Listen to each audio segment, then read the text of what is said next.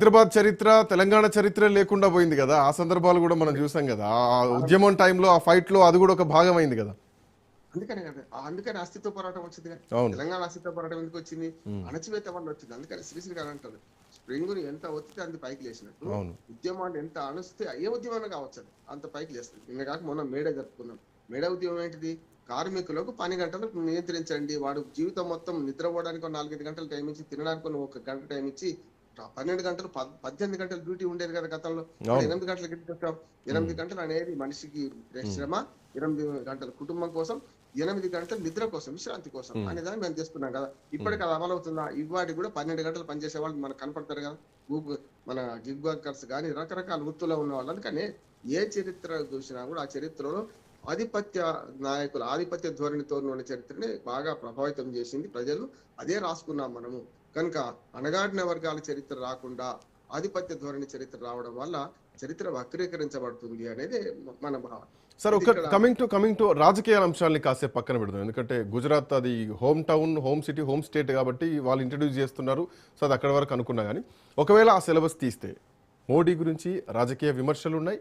రాజకీయంగా శభాష్ అని ప్రపంచ దేశాలు గొప్పగా చెప్పేటువంటి అంశాలే. సో ఏ అంశాలని ప్రధానంగా ప్రస్తావించేటువంటి అంశాలు ఉంటాయి?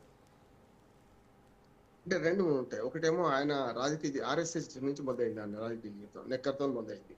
ఆ తర్వాత చాలా మంది నాయకులు, మీరు పాత ఫోటోలు చూస్తే వాజ్పేయి అద్వాని పక్కన కింద కూర్చొని మాట్లాడే సందర్భాలు చూస్తుంటాం మనం కదా. అంటే ఒక ఆర్ఎస్ఎస్ నాయకుడిగా, ఆర్ఎస్ఎస్ కార్యకర్త, నాయకుడు ఆర్ఎస్ఎస్ కార్యకర్త అంటే ఒక్క మోడీ అయినా, పివి నరసింహారావు గారు కూడా ఆర్ఎస్ఎస్ కార్యకర్తనే. మీరు చూస్తే గతంలో మనకు వరంగల్లో ఆర్ఎస్ఎస్ నెక్కర వేసుకొని తర్వాత చేసిన సందర్భం ఫోటోలు మనకు కనపడతాయి ఇప్పటికి కూడా. అంటే వాళ్ళ రాజకీయ అభిప్రాయాలు ఆర్ఎస్ఎస్ వేరే పార్టీలలో కూడా ఉండొచ్చు. ఓన్లీ బీజేపీకి అంటగట్టాల్సిన అవసరం లేదు.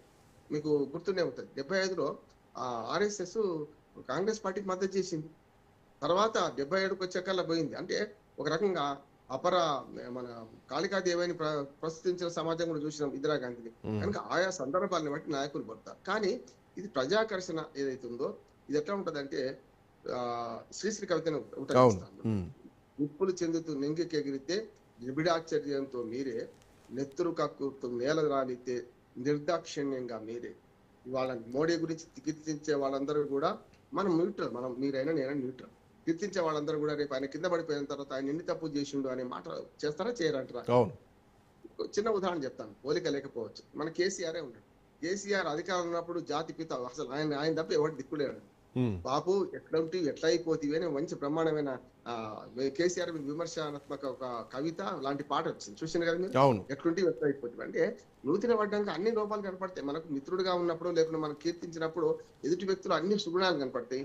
మనకు వ్యతిరేకమైన తర్వాత అవన్నీ పోతాయి. ఇంకోటి, వారు కూడా చరిత్రలో నిర్మాతలుగా ఉంటారు. పతనమైన తర్వాత అదే చరిత్రలో మనకు కప్పబడిపోతారు కూడా. ఎందుకంటే మోడీ ఒక్కరిదే తీసుకుంటే వేరే యూనివర్సిటీ ఏం చేసింది అంటే, మోడీ ఒక్కరు కాకుండా జాతీయ స్థాయిలో ఉన్న గత కాలం నుంచి వచ్చిన ఛత్రపతి శివాజీ నుంచి మొదలుపెడితే, గాయపాడి నుంచి మొదలుపెట్టి చాలా మంది చరిత్ర తీసుకున్నారు. అది పాఠ్యాంశాలు. దీని వెనకాల మొత్తం కూడా ఒక దేశభక్తిని పెంపొందించే విధంగా ఈ కాలం ఉన్నటువంటి విద్యార్థులకు దేశభక్తి పెంపొందించడంలో భాగంగానే ఈ మొత్తం ఎపిసోడ్ కూడా కనిపిస్తోంది. తెలియాల్సినటువంటి అవసరం కూడా ఉంది ఈ జనరేషన్ కి. భారతదేశ చరిత్ర, పురాతన చరిత్ర ఉంది, మధ్యయుగాల చరిత్ర ఉంది, ఆధునిక భారతదేశ చరిత్ర ఉంది, సమకాలీన రాజకీయ చరిత్ర కూడా ఉంది. చరిత్రలో ఇవన్నీ అంశాలు తెలుసుకోవాల్సింది. ఆ మధ్యయుగంలోనే కదా సార్ ధ్వంసాలన్నీ పూర్తిగా జరిగిన కూడా మధ్యయుగ కాలంలో కదా. అవును, జరిగింది. ఇప్పుడు ఎప్పుడైతే ఆర్యన సంస్కృతి దేశంలోకి వచ్చిన క్రమంలో ద్రవిడులు కూడా ఇప్పటికి కూడా తమిళనాడు వాళ్ళు మేము వేరే అనుభవిస్తుంటాం చూస్తున్నాం కదా. అంటే తమిళ మనకు మన తెలుగు రాష్ట్రాలకు వచ్చేవరకల్లా మిక్స్డ్ ఇటుగా అటుగా. అసలు ఆ ఆర్యన సంస్కృతి లేదు, ఆ ఆర్యులు పైనుంచి రాలేదు, దండయాత్ర చేయలేదనే ఒక థియరీ కూడా ఒకటి ఉన్నది, లేదంటలేదు. కనుక ఇవన్నీ చూస్తే ఇప్పుడు మోడీ గారి గురించి 4 మంచి మాటలు చెప్తే తప్పు లేదు అనుకున్నాను. నష్టం నిజంగానే ప్రపంచ చరిత్రలో ఒకనాడు, ఇప్పుడు ఇందిరాగాంధీ కాలం నాడు ఈ సోషల్ మీడియా లేదు, ఇందిరాగాంధీ కాలం నాడు ఈ మన కాన్ఫ్లిక్ట్స్ ఇంత బలంగా లేవు. నాడు కేవలం భిన్న ధ్రువ ప్రపంచం, మొబైల్ విప్లవం కూడా లేదు, ఏం లేదు, జంజీ లేదు, ఇంత సమాచార విప్లవం లేదు. నేను మాట చెప్తాను, నేను ఈనాడు రిపోర్టర్ చేస్తున్నప్పుడు ఒక ఊరికి వెళ్ళి ఇందిరాగాంధీ చనిపోయిన తర్వాత 84 తర్వాత ఆమె చనిపోతే 90s ఎలక్షన్ లో కూడా పోతే ఇందిరాగాంధీ బతికే ఉంది అనుకుంటున్నా, ఇందిరాగాంధీకి ఓటేసిన అన్న ఉన్నది. కానీ వాటి లేదు. వాళ్ళ ప్రతి ఇంచు ప్రజలు అంటే పశువుల కాపు కూడా ఇవాళ రీల్స్ చూడగలుగుతున్నారు, సెల్ ఫోన్ ఉన్నది. సమాచార విప్లవం వచ్చింది, సమస్య లేదు.